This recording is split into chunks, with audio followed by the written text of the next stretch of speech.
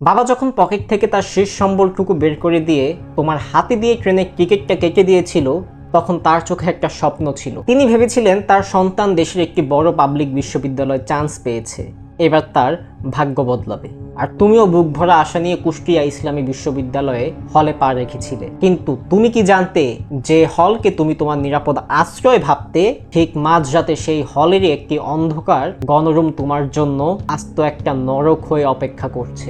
হ্যাঁ, কুষ্টিয়া ইসলামী বিশ্ববিদ্যালয়ে দেশরত্ন শেখ হাসিনা হল আর লালন শাহ হল, এই দুটো নাম আজ বাংলাদেশের ছাত্র রাজনীতির অন্যতম দুটি ডার্ক চ্যাপ্টার, যেখানে নবীন শিক্ষার্থীকে কোনো ফুল দিয়ে স্বাগতম করা হয়নি, তাদেরকে স্বাগতম করা হয়েছিল অমানসিক নির্যাতন আর পাশবিকতা দিয়ে। চলো ফিরে যাই 2023 সালের 11ই ফেব্রুয়ারি, সেই অভিশপ্ত রাতে, যেখানে শুরু হয়েছিল এক ছাত্রীর উপর 4.5 ঘন্টার নারকীয় তাণ্ডব। 2023 সালের 11ই ফেব্রুয়ারি রাত তখন ঠিক 11টা।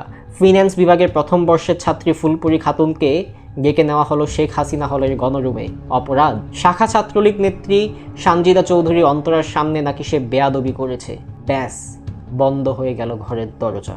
আপনি চিন্তা করতে পারেন, একজন শাখা ছাত্রলীগ নেত্রী সানজিদা চৌধুরীর সামনে একটা মেয়ে বেয়াদবি করেছে।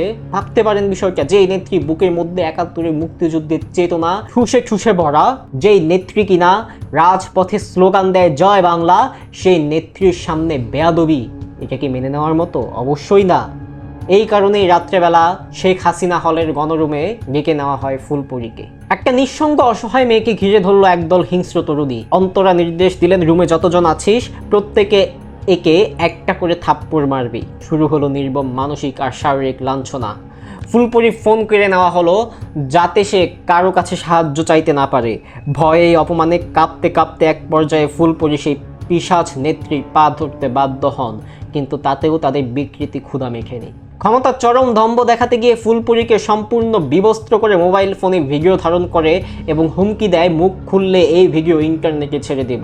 আপনি চিন্তা করতে পারেন, আপনার ঘরের কোনো নারী সদস্যকে, সেটা হতে পারে আপনার মেয়ে, আপনার বউ অথবা আপনার বোন, আপনারই পরিবারের কোনো নারী সদস্যকে চার দেয়ালের বদ্ধ ঘরের মধ্যে কিছু ছাত্রলীগকে কর্মী ন্যাংটা করে চর থাপ্পড় দিচ্ছে এবং ভিডিও করছে। আপনি এই কথাটা, এই দৃশ্যটা চিন্তা করতে পারেন?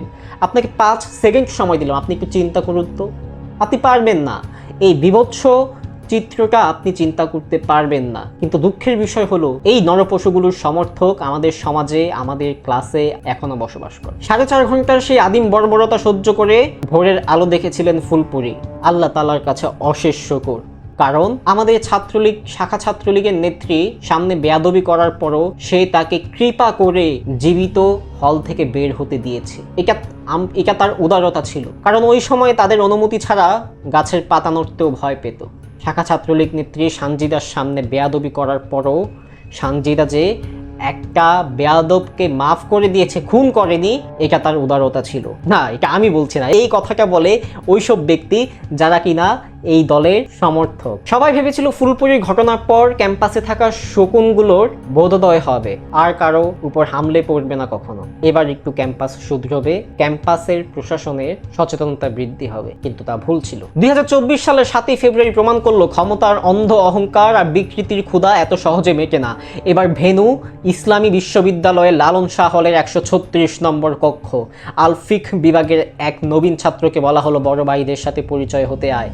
ছেলেকে সরল বিশ্বাসে রুমে পা রাখতেই পেছন থেকে দরজা লক করে দেওয়া হলো।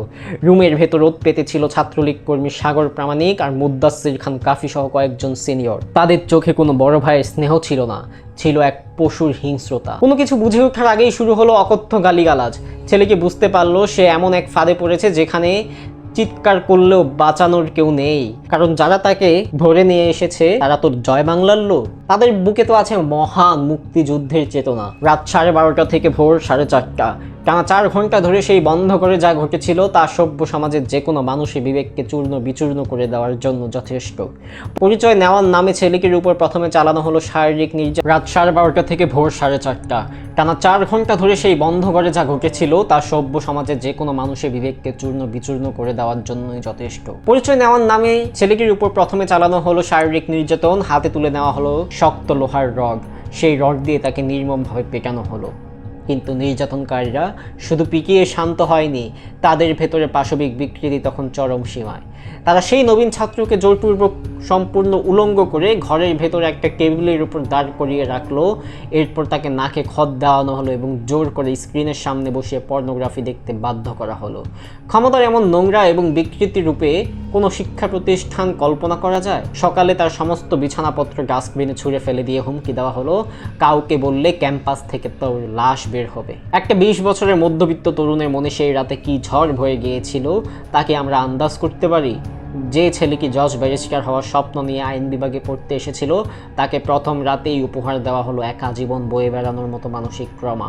পরবর্তীতে তদন্ত কমিটি রিপোর্টের ভিত্তিতে 2023 সালে ফুলপরী নির্যাতনকারীদের আজীবন এবং 2024 সালে ঘটনার আসামিদের মাত্র 1 বছরের জন্য বহিষ্কার করা হয়। কিন্তু প্রশ্ন হলো, এই শাস্তি কি আসলেই উপযুক্ত ছিল, নাকি আরো ভয়াবহ কোনো শাস্তি তাদের প্রাপ্য ছিল? স্বাধীনতা 50 বছর পেরিয়ে গেলেও এখন পর্যন্ত বাংলাদেশে অনেক জুলুমের কোনো বিচার হয় না, অনেক জালিমের কোনো বিচার হয় না। এর কারণ কি? তাহলে কি রাষ্ট্র ব্যবস্থা সম্পূর্ণরূপে ব্যর্থ? যদি রাষ্ট্র ব্যবস্থা ব্যর্থ হয় তাহলে এর বিকল্প কি? এই রাষ্ট্র কি আসলেই সাধারণ মানুষের? যেভাবে ন্যাংটা করে চর থাপ্পড় দিয়ে ভিডিও বানানো হয়েছে ফুলপরি, সেইভাবে যদি বাংলাদেশের কোনো ওসি ডিসি কিংবা জেলা ম্যাজিস্ট্রেটের কন্যার ভিডিও ধারণ করা হতো, তাহলে কি এই ছাত্রলীগ নেত্রীদের শুধুমাত্র বহিষ্কার করা হতো? যদি এই ফুলপুরির জায়গায় হতো ঢাকা বিশ্ববিদ্যালয় কোনো শিক্ষকের মেয়ে অথবা বড় কোনো ব্যবসায়ীর মেয়ে, তাহলে কি হতো আসলে বিচারটা? বিগত 50 বছরের ইতিহাস ঘাটলে তুমি এতটুকু বুঝে যাবে, এই রাষ্ট্র কখনোই সাধারণ মানুষের না। এই রাষ্ট্র রিক্সা চালক, ভ্যান চালক, গার্মেন্টস শ্রমিক, টোকাই, দারোয়ান, দিনমজুরদের না। এই রাষ্ট্র হচ্ছে এলিটদের। এলিটদের রাষ্ট্র কবে ভাঙবে এবং কবে থেকে শুরু হবে ন্যায় বিচার, এই প্রশ্নকে রেখে গেলাম।